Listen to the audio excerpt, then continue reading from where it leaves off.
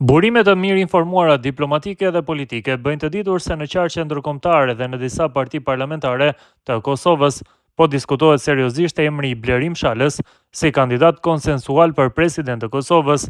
Sipas këtyre burimeve, Shala konsiderohet figurë që mund të pranohet nga një spektër i gjerë politik për shkak të përvojës së tij shumëvjeçare në proceset politike dhe shtetformuese të Kosovës.